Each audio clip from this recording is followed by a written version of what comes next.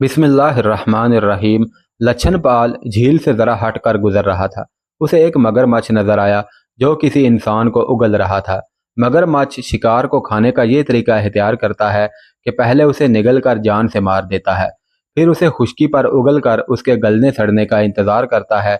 जब किसी मुर्दार या इंसानी लाश का जिस्म गल सड़ कर नरम हो जाता है तो फिर उसे मगरमच्छ खाता है। शैला को निगलने के बाद मगरमच्छ खुश्की पर आकर उसे उगल रहा था। लच्छन ने देखा कि लाश के लंबे लंबे बाल और लिबास। लच्छन का जिस्म कांपने लगा। वो यकीन नहीं करना चाहता था कि ये शैला की लाश है। उसने टीकरी पर चढ़कर देखा तो उसे शैला की लाश का चेहरा साफ नजर आने लगा। इतने में एक और मगरमच्छ दौड़ता हुआ आया और शैला की लाश पर झपट पड़ा।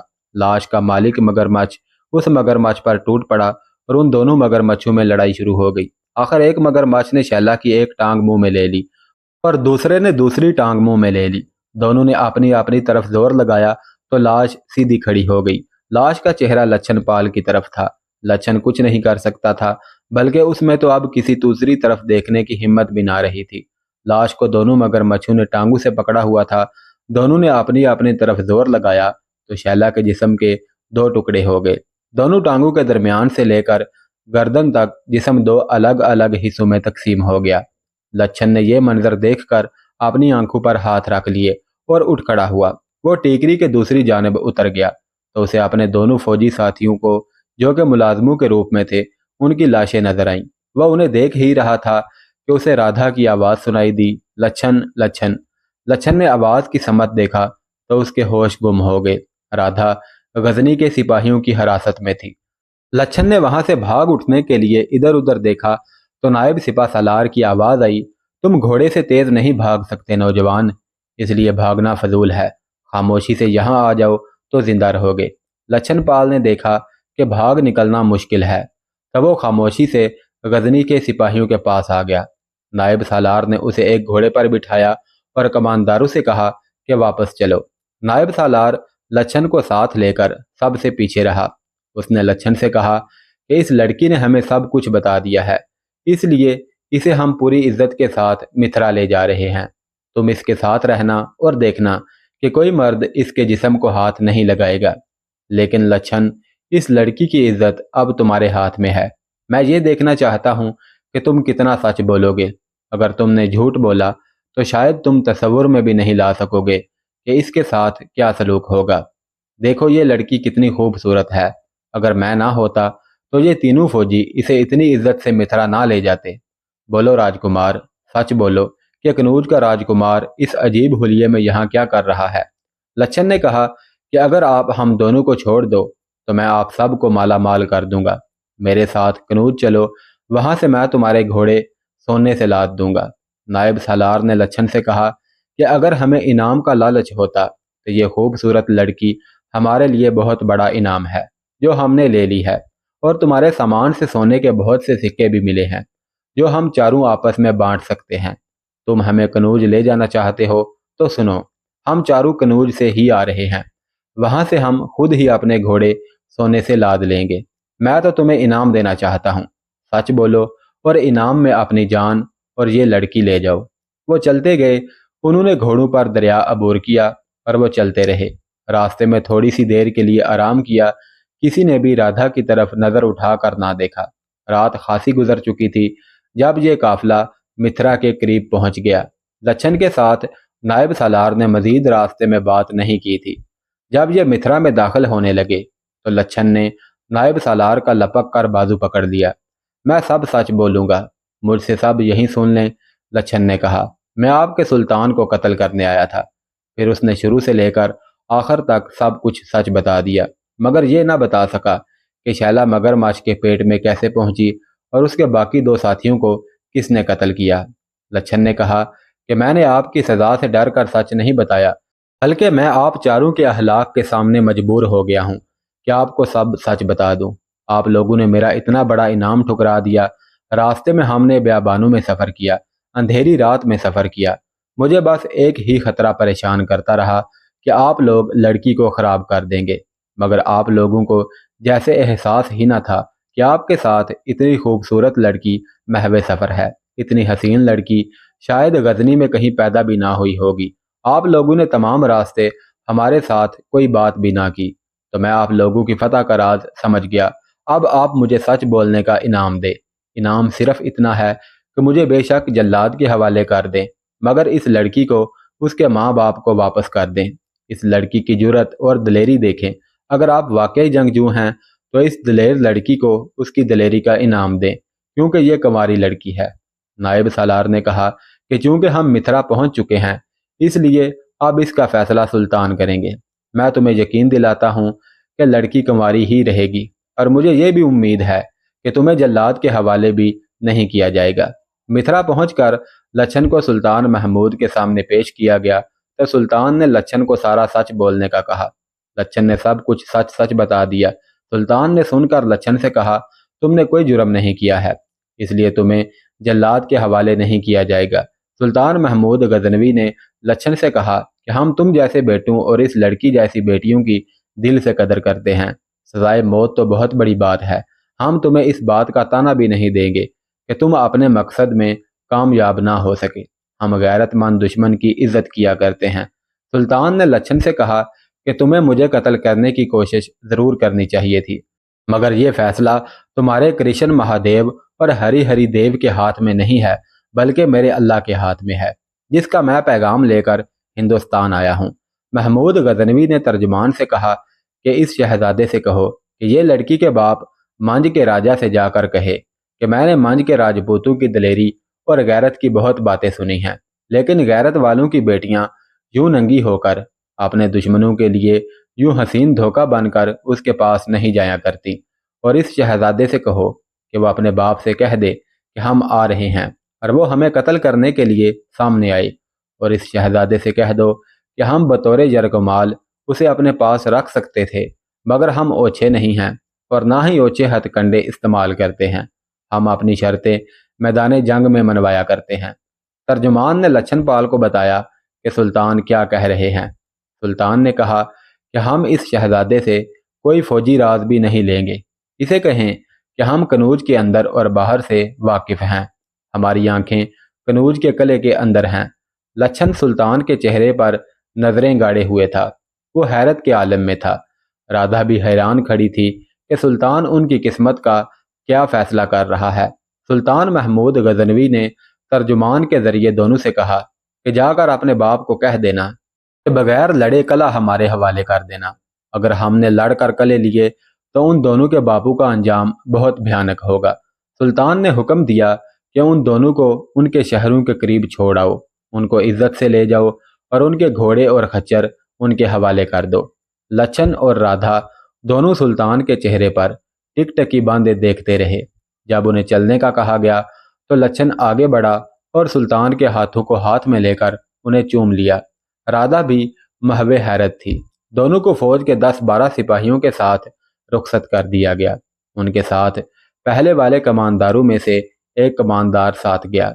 बड़ी लंबी मुसाफत के बाद वो राधा को मांझ के किले से कुछ दूर और लच्छन को कनौज से कुछ दूर छोड़कर वापस आ गए।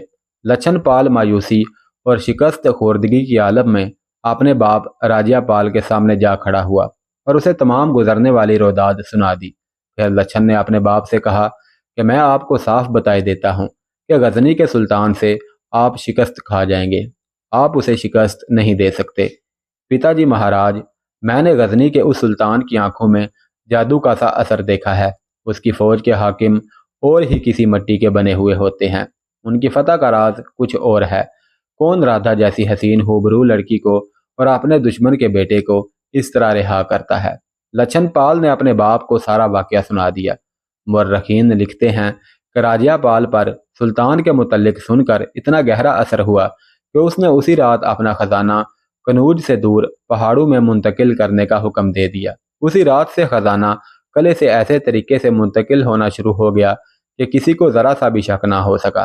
राधा जब अपने पिता को बता रही थी कि सुल्तान ने किस तरह उसे और लच्छन को रिहा किया, तो ये सुनकर वो हैरान रह गया। वो काफी ज्यादा सोचो विचार के बाद बोला कि राजपूत अपनी बेइज्जती का इंतकाम लेंगे। राधा खामोश रही, वो कुछ ना बोली। उसके अंदर की दुनिया एक तूफान की लपेट में आ गई थी। उसे जितना मुसलमानों के मुतल्लिक बताया पढ़ाया गया था कि मुसलमान जालिम हैं, लुटेरे हैं, औरतों के शौकीन हैं, وہ ہندو عورتوں کو داشتائیں بنا لیتے ہیں، وہ سب کچھ غلط نکلا۔ اس کے دل سے مسلمانوں کے خلاف بھری ہوئی نفرت نکل چکی تھی، کیونکہ وہ مسلمانوں کا اصلی روپ دیکھ کر آئی تھی۔ سلطان محمود نے کچھ دستے متھرا میں ہی رہنے دیے، باقی فوج کو کوچ کا حکم دے دیا۔ سلطان نے متھرا کے قریب سے دریائے جمنا عبور کیا اور دریا کے ساتھ ساتھ منج کا رخ کیا، جہاں راجپوت زندگی اور موت کا آخری مارکا لڑنے کے لیے تیار تھے۔ سلطان کے جاسوسوں نے سلطان کو بتایا کہ ہمارا صحیح مقابلہ منج میں ہی ہوگا، جہاں کی عورتیں اور بچے بھی لڑنے مرنے کے لیے تیار تھے۔ کنوج کے گرد و نواح میں بہت گھنا جنگل تھا، کہیں کہیں اونچی ٹیکریاں بھی تھیں اور پہاڑیاں اور چٹانیں بھی تھیں۔ کنوج دریائے گنگا کے کنارے واقع تھا۔ قلعہ اس طرح تعمیر کیا گیا تھا کہ اس کی ایک طرف دریا تھا، جس کا پانی مورخین کے مطابق قلعے کی ایک دیوار کو دھوتا تھا۔ یہ اپنے دور کا مشہور قلعہ تھا اور مضبوط بھی تھا، اس کا بہت احترام بھی کیا جاتا تھا۔ سلطان متھرا سے کوچ کر کے منج کی طرف پیش قدمی کر رہا تھا۔ کنوج وہاں سے 125 میل دور تھا۔ کنوج سے 4-5 میل دور جنگل میں، جہاں آبادی کا نام و نشان تک نہ تھا، دو آدمی گدڑیوں کے لباس میں ایک چٹان پر بیٹھے ہوئے تھے۔ سورج غروب ہونے کو تھا۔ ایک نے دوسرے سے کہا کہ رات یہیں گزار لیتے ہیں، آج تیسرا دن ہے، ہم کنوج کے قریب سے ہو آئے ہیں۔ ایک نے کہا کہ ہمیں کنوج یا کسی اور راجے مہاراجے کی فوج نظر نہیں آئی۔ کیا کنوج کی فوج اس وقت باہر آئے گی جب ہماری فوج ان کے سر پر پہنچ جائے گی؟ ہمیں اپنی فوج کے آنے تک اسی علاقے میں رہنا ہے طلال بھائی۔ دوسرے نے کہا کہ ہم اس وقت واپس جائیں گے جب ہمیں کنوج کی فوج نظر آئے گی، کیونکہ سلطان کو بتایا گیا ہے کہ سلطان جب منج کا محاصرہ کرے گا تو کنوج کی فوج عقب سے حملہ کرے گی۔ سلطان کو یہ بھی بتایا گیا ہے کہ ہماری فوج کا مقابلہ منج اور کنوج کی مشترکہ فوج سے ہوگا۔ ہمیں یہ معلوم کرنا ہے کہ کنوج کی وہ فوج کہاں ہے جس نے ہماری فوج کے عقب پر حملہ کرنا ہے۔ معلوم ہوتا ہے کہ تم تنگ آ گئے ہو۔ نہیں سالے، طلال نے کہا، میں اتنی جلدی تنگ آنے والا نہیں ہوں۔ میرا خیال ہے کہ مہاراجہ کنوج باہر نکل کر لڑنے کی جرت نہیں کرے گا۔ سالے نے کہا کہ ہمیں یہی تو معلوم کرنا ہے کہ وہ ایسی جرت کرے گا بھی یا نہیں۔ ہم دونوں غزنی کی فوج کی دو آنکھیں ہیں، ہمیں سلطان کو بتانا ہے کہ جنگل صاف ہے یا خطرہ ہے۔ طلال نے کہا کہ آؤ پھر یہیں سو جائیں، سردی تو بہت ہے مگر رات گزر ہی جائے گی۔ طلال ابراہیم اور صالح بروک دونوں ہندوستانی مسلمان تھے۔ صالح بروک وہ ہندوستانی مسلمان تھا جو محمد بن قاسم کے دور میں عرب سے ہندوستان آئے تھے اور یہیں آباد ہو گئے تھے، اور طلال کے آباء و اجداد کا مذہب کچھ اور تھا اور محمد بن قاسم کے دور میں مسلمان ہوئے تھے۔ اب ہندوستان میں محمود غزنوی کی مہمات اور بت شکنی کا دور شروع ہوا تو سلطان کو جاسوسی کے لیے ہندوستان کے مسلمانوں کی ضرورت محسوس ہوئی۔ یہ عام قسم کی فوجی بھرتی نہیں تھی کہ جو کوئی تیغ زنی اور گھوڑ سواری جانتا ہو اسے جاسوسی کے لیے رکھ لیا جاتا، بلکہ جاسوسی کے لیے ایسے افراد کی ضرورت تھی جو حاضر دماغی میں ماہر اور تیز اور چالاک تھے اور اداکاری میں بھی مہارت رکھتے تھے۔ کئی روز جنگلوں، بیابانوں، پہاڑوں، کھنڈرات اور ہر قسم کے موسمی اثرات میں تندرست اور توانا رہنے کی صلاحیت رکھتے تھے۔ سب سے بڑی خوبی یہ دیکھی جاتی تھی کہ وہ پختہ کردار کے مالک ہوں۔ لالچ کتنا ہی دلکش کیوں نہ ہو اسے قبول نہ کریں۔ ان میں بندروں کی سی پھرتی، گھوڑے کی سی طاقت، عقاب کی سی نظر اور چیتے جیسی جھپٹ کا ہونا لازمی ہو، اور بنیادی ضرورت ایمان تھا۔ ہندوستان کے مسلمانوں میں جذبہ موجود تھا۔ ہندوستان بے شمار راجوں مہاراجوں میں بٹا ہوا تھا، وہ سب ہندو تھے اور مسلمانوں پر بھروسہ بھی نہیں کرتے تھے۔ جب سے سلطان محمود کے حملے شروع ہوئے تھے، ہندوؤں نے ہر مسلمان کو غزنی کا جاسوس سمجھنا شروع کر دیا تھا۔ اس کے باوجود ہندوستان کے مسلمان غزنی کی فوج کی مدد اور رہنمائی کر رہے تھے، اور کئی ایک تو مسلم ایجنٹ بن گئے تھے۔ ان میں کوئی ایسا بھی نکل آتا تھا جو کہ ہندوؤں کے بچھائے ہوئے دلکش جال میں پھنس جاتا تھا۔ یہ دونوں سلطان کے جاسوس تھے۔ سلطان کو متھرا میں بتایا گیا تھا کہ اس نے جس آسانی سے متھرا فتح کر لیا تھا اتنی آسانی سے کنوج کا قلعہ فتح نہیں ہوگا۔ جب وہ منج کے قلعے کا محاصرہ کرے گا تو عقب سے کنوج کی فوج حملہ کر دے گی، اس لیے اسے دریائے گنگا اور جمنا کے درمیان علاقے میں لڑنا پڑے گا، جس میں سلطان کی شکست کے امکانات زیادہ ہیں۔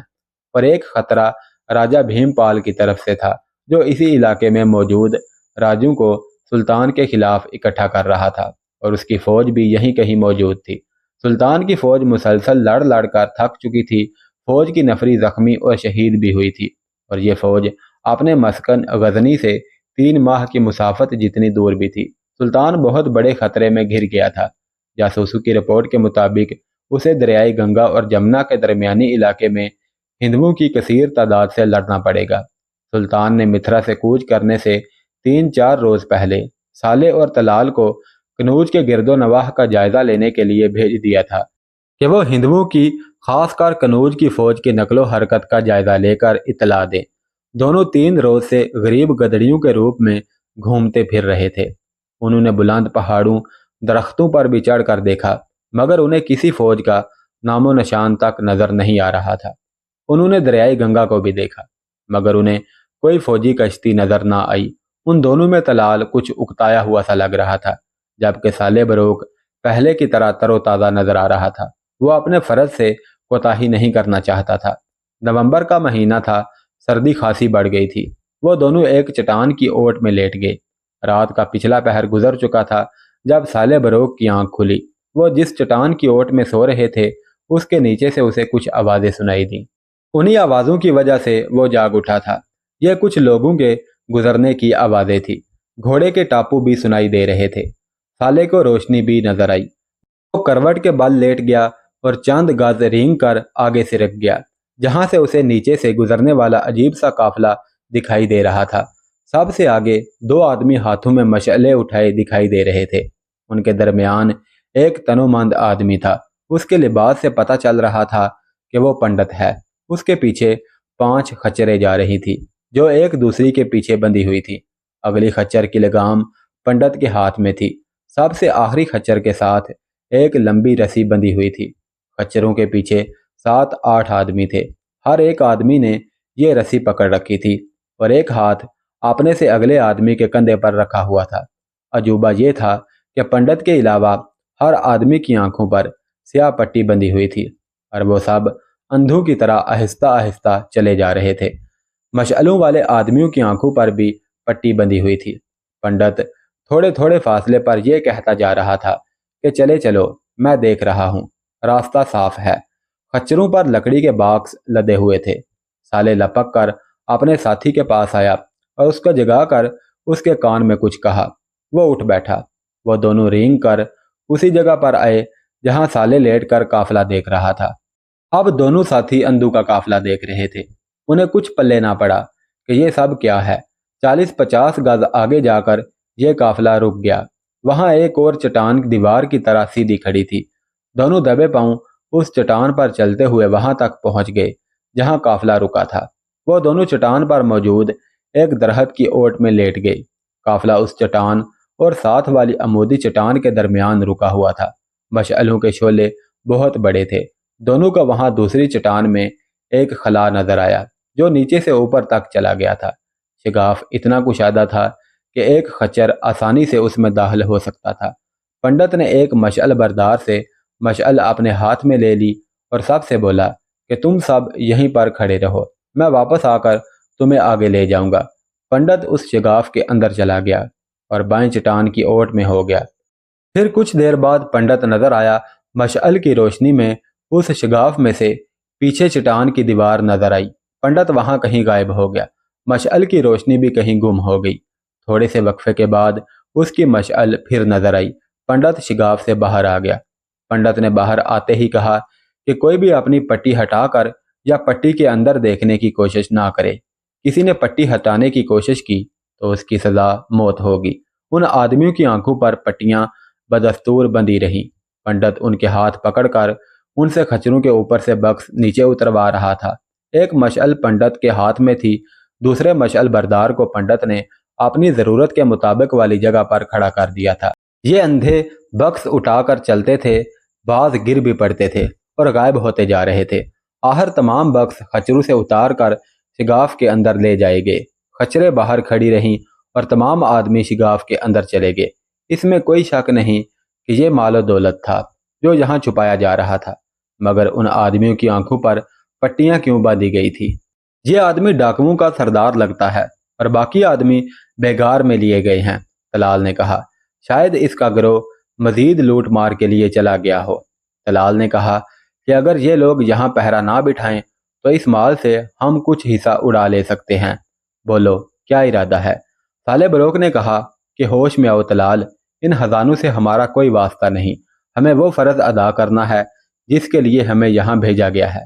तलाल ने कहा कि मैं अपने फ़र्ज को नहीं भूल रहा, रात तो हमें यहीं गुजारनी है और हम कोई काम भी नहीं कर रहे। जो काम होगा सुबह होगा। रात को हम ये काम करते हैं कि ये लोग अगर चले जाते हैं तो हम गार के अंदर चले जाएंगे। अंदर कोई नहीं होगा, क्योंकि अंदर कोई होता तो वो भी बॉक्स उठाने के लिए बाहर ज़रूर आता। साले ने कहा, तलाल हम अंदर नहीं जाएंगे, लूटे हुए खजाने को दिल से उतार दो। खजानों और औरत के हुस्न की कशिश ने बादशाहों के तहत उलट दिए हैं, इस दिल से तमा निकाल दो। तलाल ने झुंझला कर कहा कि साले तुम पत्थर हो, तुम पागल हो। साले कुछ कहने ही लगा था कि वो सब पंडित समेत गार से बाहर आ गए। पंडित ने सबको खच्चरों पर सवार किया और सबसे आगे वाले खच्चर की लगाम हाथ में पकड़कर पैदल चल दिया। वो जब दूर निकल गए तो तलाल ने एक बार फिर साले को चलने का कहा और कहा कि सिर्फ जाकर देखते हैं कि ये है क्या। साले ने सख्ती से इनकार कर दिया और तलाल को कहा कि अगर उसने अपनी जिद जारी रखी तो वो उसे कत्ल कर देगा। तलाल हंस पड़ा। रात थोड़ी सी बाकी रह गई थी, इसलिए दोनों फिर से सो गए।